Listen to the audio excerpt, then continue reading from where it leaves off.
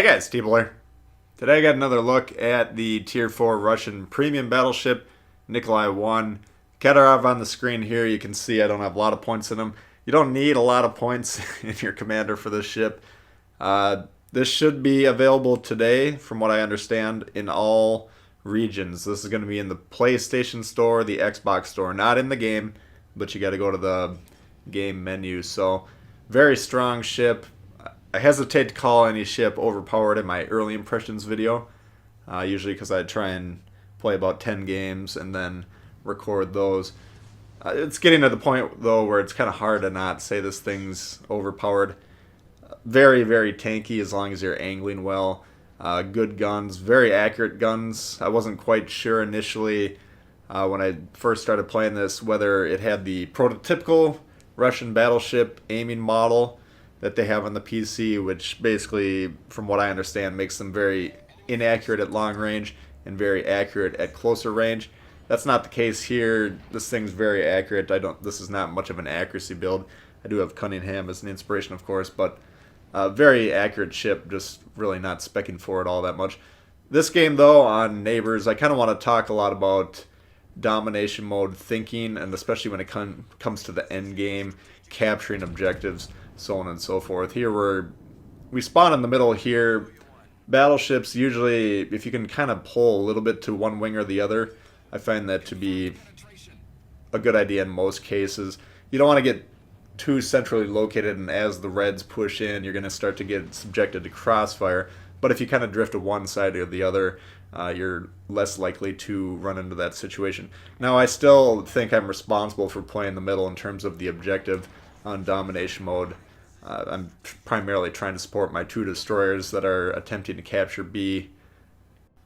But just in terms of raw positioning, playing one side or the other usually works better. And on the Neighbors, I kind of tend to favor the BC side of the map because you have a lot of island cover there. It's easier to defend BC from people attacking from A than it is AB from people attacking from C, and that's just because they can get closer and use those islands as cover more effectively.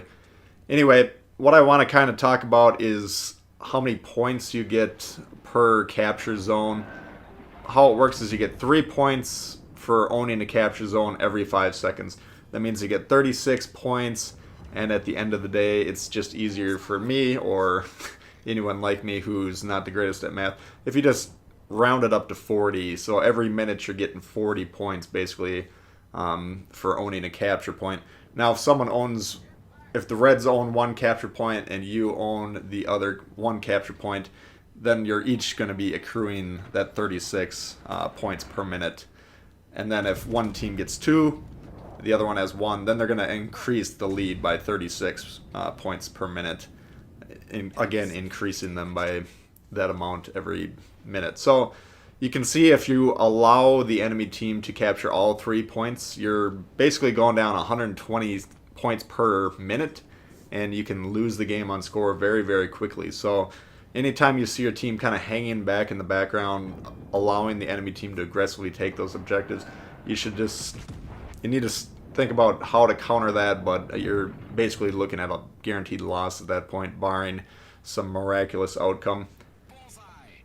So now that we kind of have that framework in mind, we can start thinking about how do you win a domination mode game. And you win a domination mode game by holding 2 objectives for longer than the enemy can hold 2 objectives. If you can get all 3, fine, that's bonus, but basically you want to defend 2, you want to capture and defend 2 of them and then hold on and you'll win the game.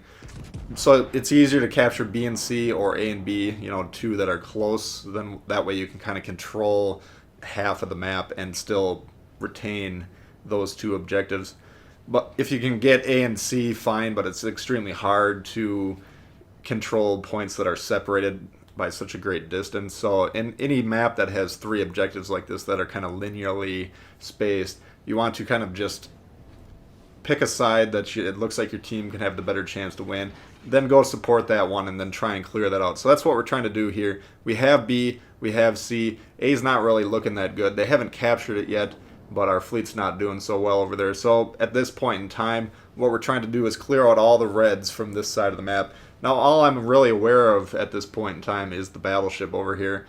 They do have one destroyer that looks like it hasn't been spotted at this point in the game, but because I didn't spawn and see, I wasn't spending a lot of time over here until, basically right now in terms of where we are in the match. Wasn't sure where the destroyer was. He ends up being over here, as we'll see later on. But right now my thinking is if we can get this Texas eliminated, then we're going to have control of this side of the map. Then all we have to do is defend B. The Nikolai, it's a ship that I'd be comfortable holding B basically by myself. Now, it doesn't do that great against destroyers. We'll see a 1-1 via destroyer later on in the match to close it out. But that's kind of the one thing that rest of my teammates, if they're evaluating what they need to be doing, if they have the game awareness to figure it out, their main objective should be to locate that destroyer and kill it. But not a lot of players are that familiar with the ship. Not a lot of players at Tier 4 really have that kind of game awareness. And it's very hard, even for experienced players, to always be evaluating everything that in depth. But, in retrospect, when we kind of get to a second look at games like this, that's what you kind of want to be thinking about. And then when you evaluate your games afterwards and you start recognizing that that's what we needed to do, then that type of thinking will kind of seep into your gameplay thinking as you're actually in the match. So it's always nice to kind of sit back and think about what happened, how do we win, how do we lose after the match is over, and then once you've identified those kind of key things to focus on, then those kind of naturally pop up in your gameplay. Anyway, at this point in time, we got B and C. We've done what we wanted to do. 3 ships to 3. Again, we're assuming the destroyer is down yonder at A, and basically all I'm going to do is set up on B and then hold them off, and that's the objective. It's a little too early to be evaluating the score in terms of 40 points per minute, so on and so forth, but it becomes more important as the match progresses here, as we'll find out.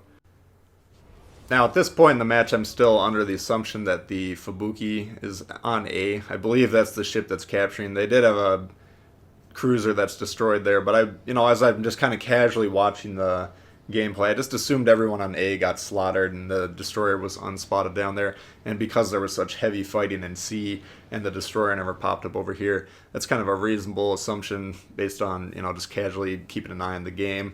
That's where that destroyer is. He killed the cruiser, but I didn't understand that the cruiser was that close to him. So as soon as I saw those torps coming in, I'm like, okay, there's the destroyer. All we got to do is locate this battleship, kill him, and then probably just run away from the destroyer, or at least pressure B enough so he can't flip that, and then we'll just go ahead and win on the score there. Here the Arizona pops up. We do have, now you can see, if you were paying attention to the map, you would have noticed earlier, but there's the definitive proof that he's on C. So now our attention's getting a little divided here, and I was briefly kind of confused, like, how the hell did the destroyer get over there? But we figured that out. Now the Farragut, or whatever this destroyer is in our team, he's singly focused on increasing his damage. Destroyers that play that way only try and torp battleships. That's their only goal in life. So that's kind of not a really good play, especially when he's that low on health here. But now that we've established where he is, I need him to get out of there. He needs to just sail right directly towards me and just kind of get behind me. I need him to stay alive. Ideally, what you'd want to do in this instance right here is have the Nikolai versus the Arizona, kill the Arizona, and then have him go on A, flip that one. Then I can kind of hold B, slow down the capture process there, even if he kills me, by the fact that we have 2 objectives at that point, and we're getting more points. Hopefully we can win on just a score alone, and he can just kind of run for his life and win that way. Unfortunately, what he's doing, he's just sitting in the cloud. That's a dangerous play. It's extremely dangerous at Tier 6 and 7 because you need to understand battleships at that range have 3-kilometer auto spot, while you only have 2, assuming they've actually put the mods on their ships. But it's just the assumption you have to make. Here we're trying to go around the smoke, and you can see where I'm keeping my aim. I know the ship's going to pop up sooner or later, so we're keeping the guns directly at the edge of that smoke. As soon as he pops it, we're going to try and hit it with a full broadside and then angle towards him. There he pops in. We have 4 guns loaded. I'm going to try and hit him in the nose. It's flatly presented towards me, and you can often get, even though we didn't get a citadel there, you can often hit the citadel from that angle, but we did get wicked damage. Farragut does torp him, but he dies from the secondaries. So it's not a good trade in this instance. So we're still up in score here, but now we need to start doing some math. Again, they're going to be getting 40 points roughly per minute, and so this isn't going to work out very well. At this point, I have an option. I can go try and defend B, hope that he rushes it, and which would be a mistake from his standpoint, and just outright kill him. Or I can get on A. Now, he needs to be on B right now, and this is a bit of a mistake. I don't know if initially he thought they could win on the score, and he would just sail off into the sunset. It's a reasonable assumption as long as I don't flip this cap, but since I was so close to this and I had the opportunity, what we're going to do is get on here, and that's going to make it so both teams are accruing the 36 points per minute, so the score isn't increasing, and we're going to maintain our lead by doing that.